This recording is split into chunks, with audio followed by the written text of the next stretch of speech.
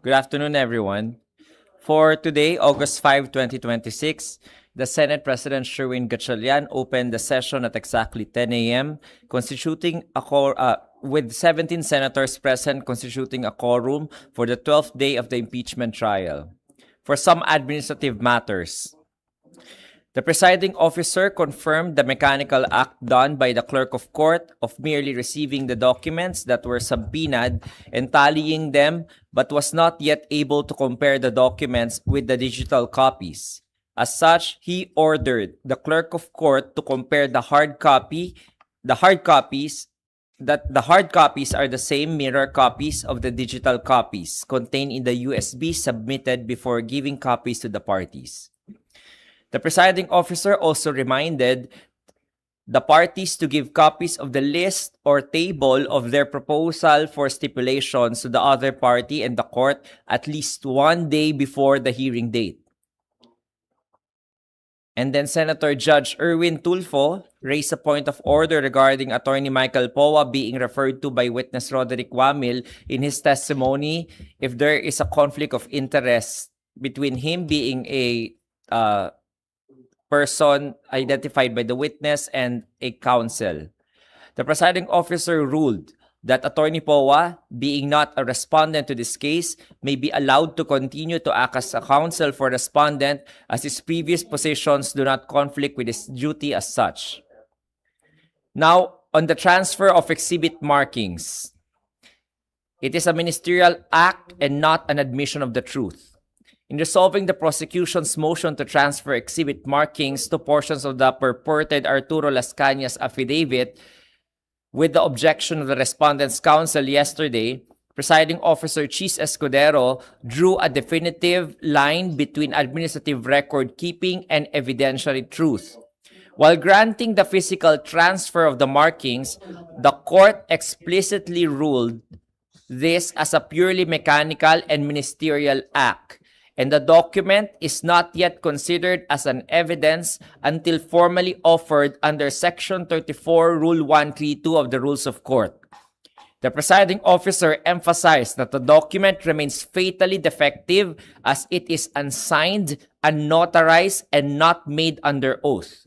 Applying the Supreme Court doctrine of independent relevant statements in Spinelli versus People, the court restricted the affidavit's use.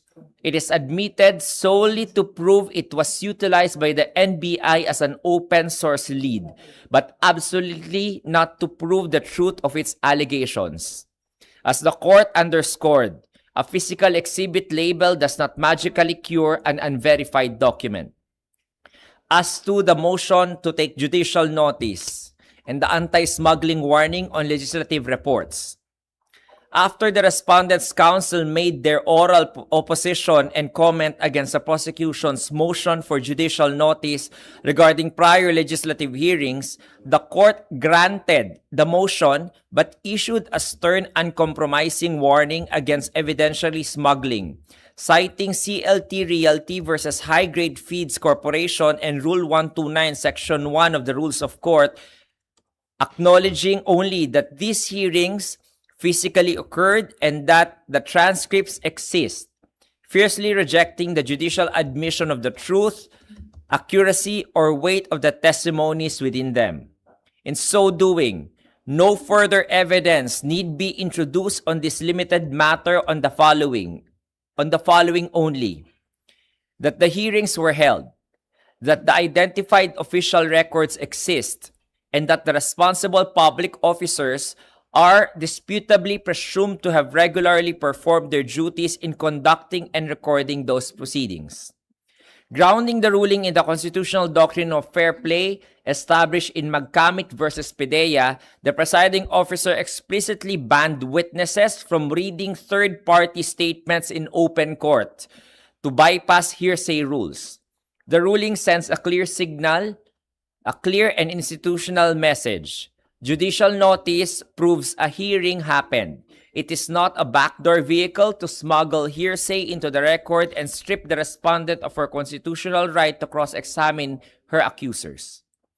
The House Prosecution Panel In compliance with the order, the presiding officer manifested the following witnesses: for August 10, Sailin Del Campo; for August 11, Marivic Pareja; for August 12, Gina Acosta and Edward Fajarda, both former Special Disbursing Officer for the OVP and DepEd respectively.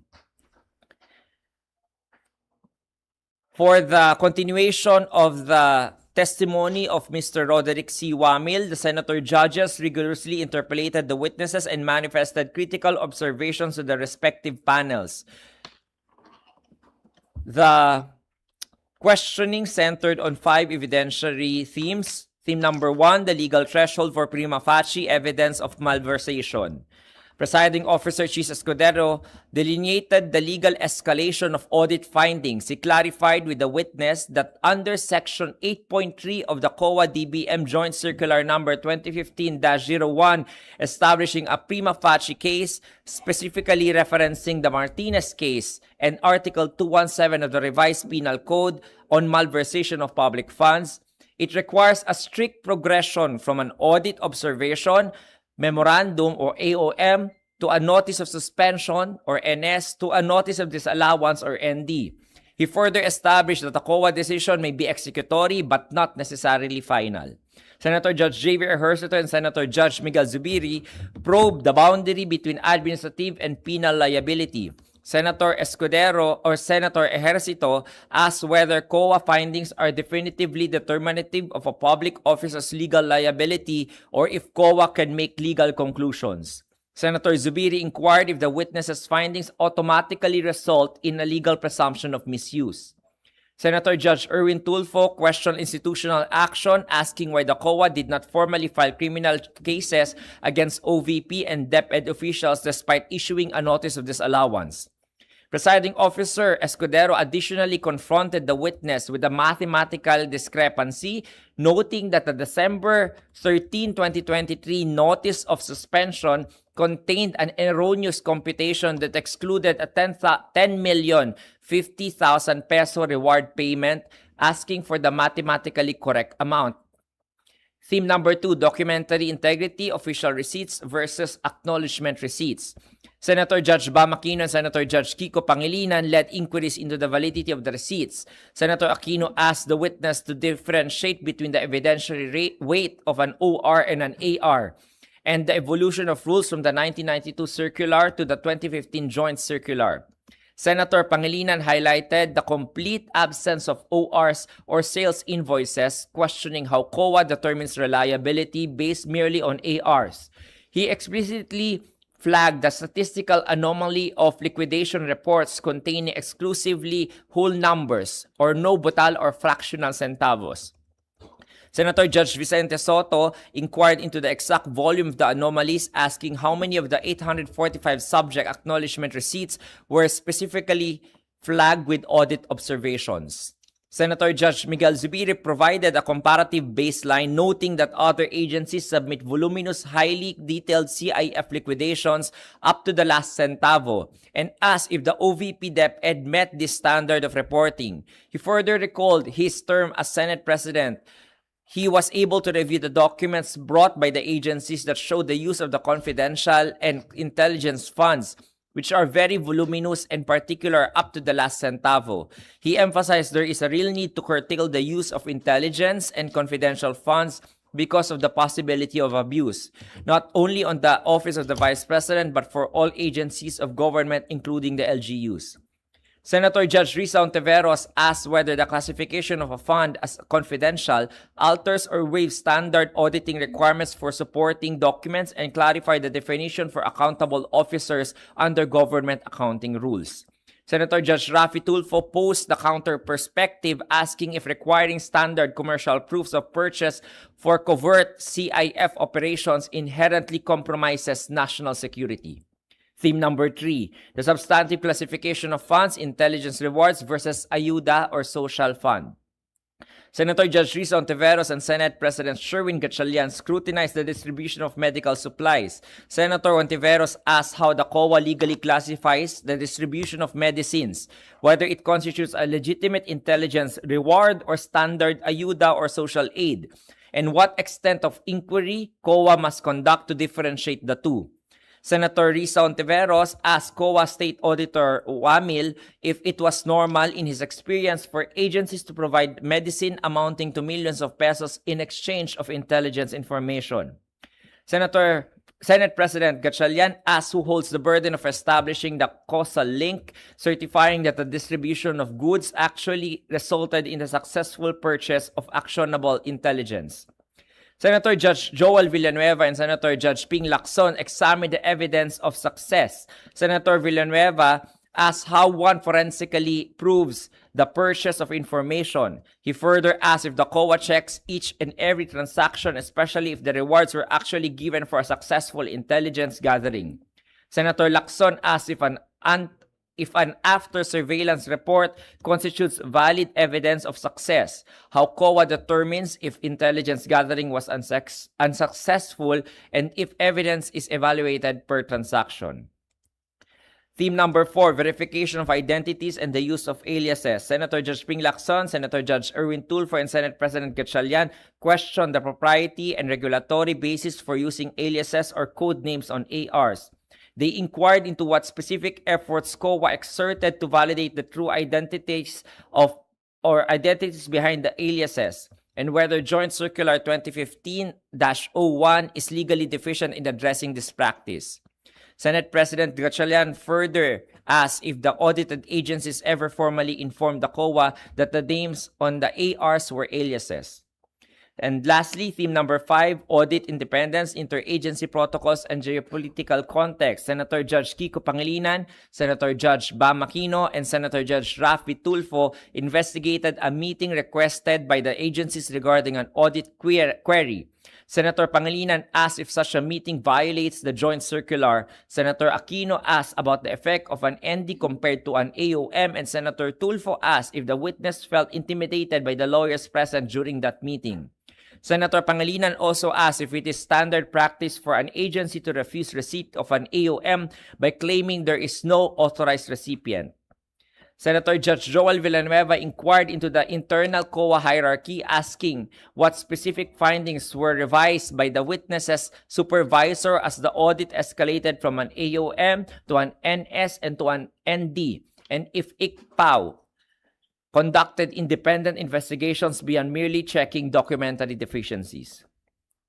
Presiding Officer Scudero verified the witness's baseline knowledge, establishing that because the witness did not possess CI or CF liquidation reports of former Vice President Jejomar Binay, he could not also evaluate them and do not have any knowledge about the existence of such intelligence funds.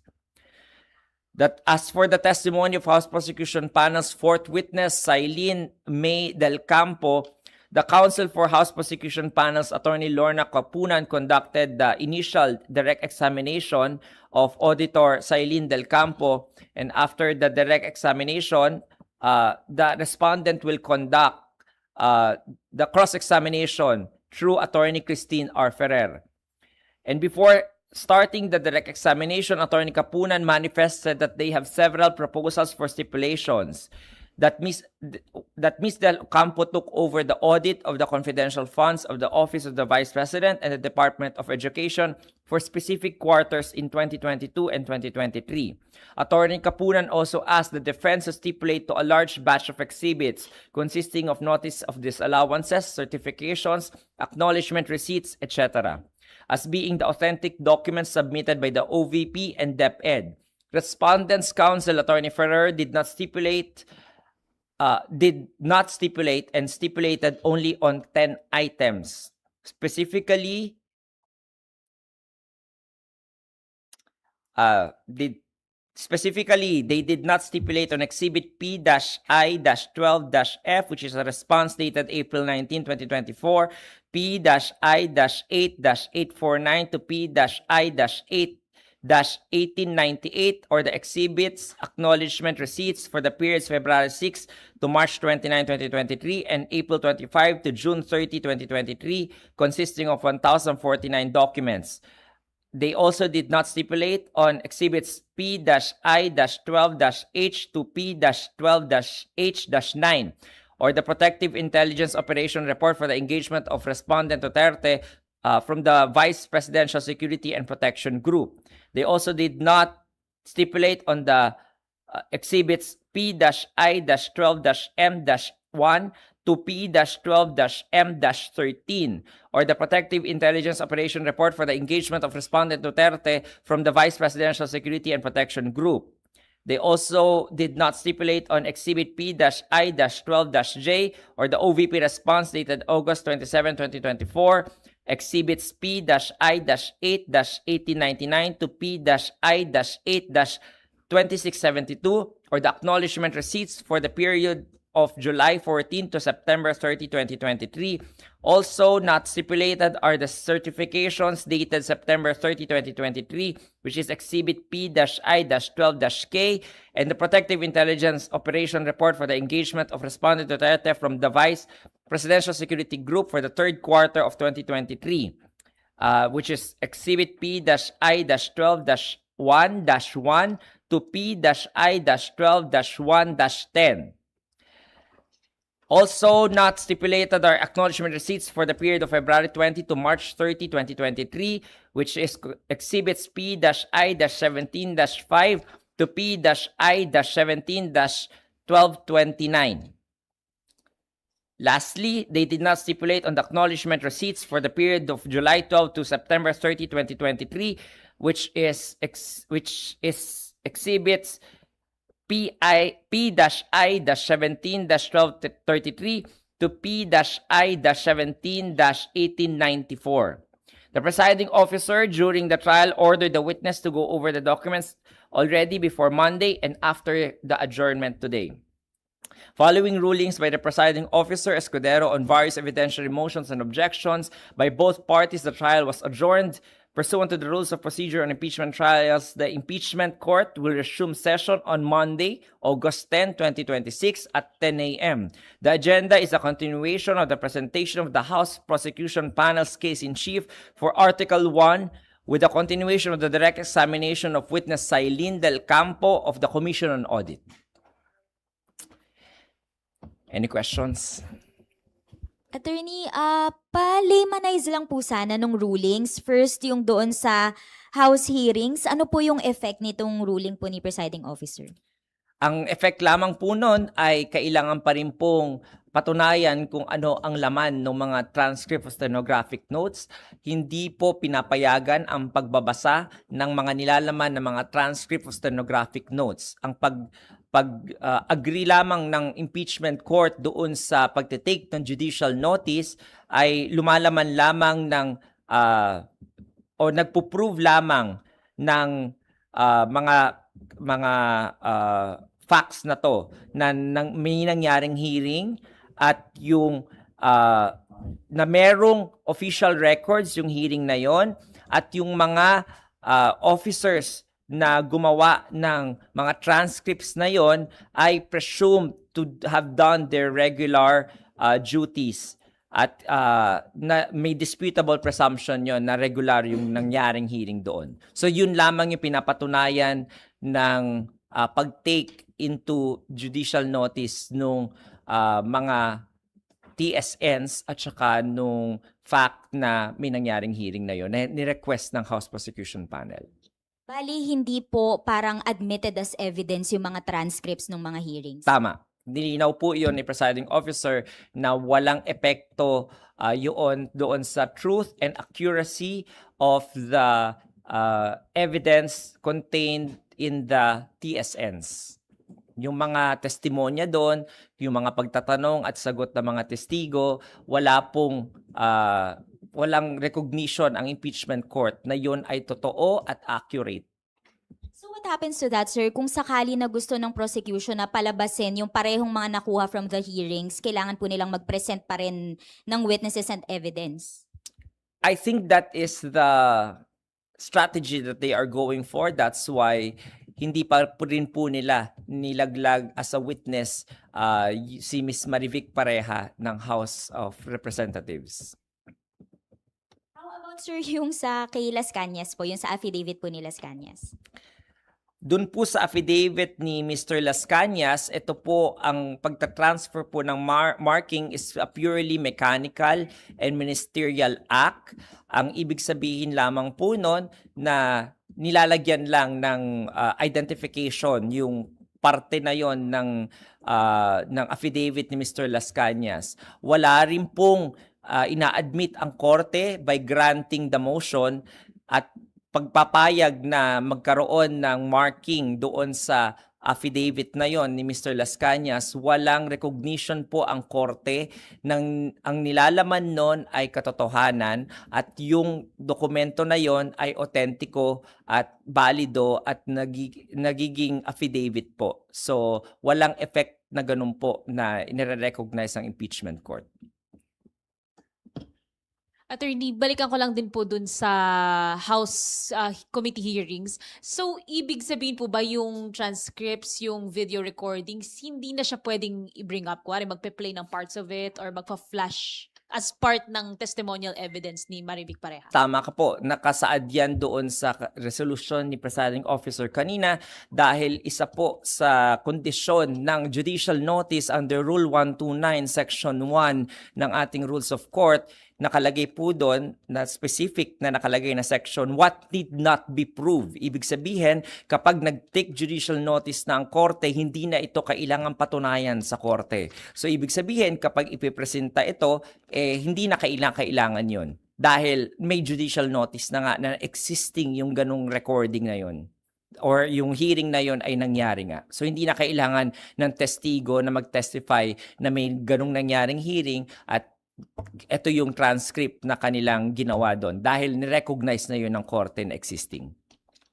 And then, Attorney, yung si Counsel for the Prosecutors, Attorney Lorna Kapunan po, nakikita natin may mga naging comments siya na though wini-withdraw niya naman, yung iba pino-point out ni Presiding Officer Escudero. Observation lang din po ng netizens, nagiging malambot po ba ang impeachment court pagdating sa ganitong decorum? Not only ng prosec, baka in the future din ng defense may ganitong behavior na pinapakita. Ano po ba ang ginagawa ng impeachment court regarding Hindi this? naman po paglambot yon. Kung makikita nyo po ang Presiding Officer, he is always attentive at laging kinokorek ang parties or binibigyan ng warning ang bawat partido regarding those kinds of remarks.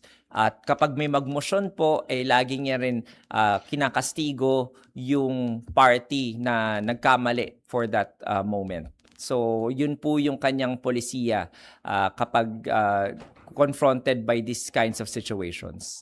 Attorney, reprimanding, meron pa po bang, ano pa yung pinakamalalang pwedeng mangyari or consequence kung sakaling hindi let's say, maayos yung ganitong behavior? Kailangan nyo pong maintindihan na ang pinakamalala pong pwedeng kapangyarihan na gawin ng isang korte sa hindi pagsunod, no, ay yung papatawag siya o sasabihin contempt of court yung isang tao, no? Yun ay may mga kaukulang mga punishment kapag ikaw ay sinabihang in contempt of court. So it should be used sparingly by the presiding officer and any court in general naman ginagawa yun na hindi kagad yun yung ini-impose. So if it can be just called to the attention of the parties na they are going beyond the boundaries of their ethical duties, then yun lamang yung i-impose ng ating presiding officer bilang sanction. So reprimanded admonishment lang. Sorry, makulit. Attorney, yung sa judicial notice, ang nire-recognize ng korte ay nag-exist yung hearing. Nag-exist yung hearing at merong mga transcript yung hearing na yon at yung mga gumawa ng mga transcript na yon, ginawa yung kanilang, pati yung mga nag-participate sa hearing na yon ng mga kongresista ay regular na pinerform yung kanilang duties as such, absent any proof to the contrary. Pero yung content, kung anong napatunayan dun sa hearing, Wala po. what can we Because katulad ng warning ni presiding officer, these kinds of strategies by the parties will not be tolerated in the future. Kaya nag-warning siya na the records of these transcripts or the affidavits that the other party, the respondent, cannot confront, hindi niya matatanong sa cross-examination, it is violative of the Constitution and violative of the right to due process of the respondent. Kaya hindi po papayagan na magpasok ng mga nilalaman ng mga transcript na yon dito sa impeachment court. Dahil yun po ay tinatawag nating hearsay evidence. What can we expect sa pagharap ni pareha ba yon, sir? Attorney, ano yun? Babasahin yung transcript and then sasabihin niya, i-authenticate niya. Anong magiging Wala na role pong niya? papayagan na gano'n ang presiding officer. Malinaw po sa kanyang order na that cannot be done anymore. So anong magiging role without touching on the strategy ng Prosec? Anong pwedeng maging role pa ni pareha? Ba't pa po siya pinasabina? Hindi ko po alam. Okay. Baka yung prosecution po yung kailangan Oo. mag-ask po. I-ask nyo yan. Isa na lang. Attorney, yung sa kay Las Cañas, ganun din po ba yung judicial notice niya? Nire-recognize lang natin na nag-exist yun? Wala pong judicial notice Wala. kay Las Cañas. Ang inisyu lamang po na resolution ng ating korte ay ukol doon sa motion ng House Prosecution Panel na magkaroon ng conference, which is happening ngayon 4 p.m. no, na magkaroon ng conference para bigyan ng pagkakataon silang i-transfer yung marking na sub-marking doon sa kopya na ginamit ni Attorney Melvin Matibag nung sa kanyang testimonya. Maalala ninyo, yung kopya nga yung ginamit niya na to refer to the Las Cañas Affidavit. So doon din minarkahan yun. So merong certified true copy na kopya talaga na may marka na ng clerk of court, yung prosecution panel, pinapatransfer lang nila mula doon sa kopya na ginamit ni Attorney Matibag to the copy that they officially have with the court. But again, the contents of which will not be and cannot be used. Yes. The contents of which, katulad ng paulit-ulit, 3 beses yata sinabi ni presiding officer last week, no, na yung nilalaman ng affidavit na yon ay hindi po tinitake in o hindi pwedeng i-take in ng ating mga senator judges as truth or truthful or accurate at na yung mga allegations na nakapaloob doon ay hindi pwedeng i-consider as evidence ng ating mga senator judges. Only as to the fact na ginamit yung affidavit na yon ni Attorney Melvin Matibag bilang kanyang basehan para as an open source lead para mag-conduct ng investigation ng NBI. Existence lang. For that limited purpose alone. Existence sa may affidavit na ganon at ginamit yon ni Attorney Melvin Matibag as open source lead to conduct the investigation by the NBI. Thank you, For Attorney. those limited purposes only and nothing more. Hi, Attorney Angela po from PRTV. Attorney, ano ang magko-constitute ng arguing with a senator judge since nabanggit yun kanina na bawal makipag-argument with a senator judge? Kapag ikaw po ay nagiging unresponsive sa sagot ng isang senator judge, nakikita po yon na pagsuway doon sa pagsagot ng tanong na tama, no? Kunwari tinanong ka ng answerable lamang ng yes or no, pero hindi yun ang sinagot mo, nag-explain ka pa. So isa yun sa mga maaaring makitaan ng both parties. Makikita nyo during the direct examination or cross-examination, sinasabi rin ng Respondents Counsel, objection, Your Honor, the answer of the witness is unresponsive to the question. So isa po yun. Pangalawa po, kapag ikaw ay hindi sumasagot ng diretso sa sa tanong ng isang senator judge at ikaw ay sumasagot ng gusto mong isagot na bagay para makontrol yung narrative o makontrol yung argument, then that can be considered by a senator judge to be argumentative doon sa kanyang tinatanong instead na makapagbigay siya ng sagot. And can it be a basis po for being cited in contempt? That is within the express powers of the court, both express and inherent powers of the court. Under the Senate impeachment rules, nakalagay doon that the court can impose sanctions in order to, or even issue orders to ensure respect for its proceedings and for its senator judges. Pero sa the part of the senator judges, sila lang yung pwede mag-quiz sa isa't isa. Tama rin po. At sila rin po yung pwedeng magsabi sa o mag-flag ng action ng any party po sa presiding officer na medyo going beyond the boundary na po ng respectful conduct ang isang testigo o ang isang counsel para magkaroon po ng action yung ating impeachment court on the matter. An attorney, can senator judges be limited na, okay, tama na muna, wag ka na munang magtanong o anything like that?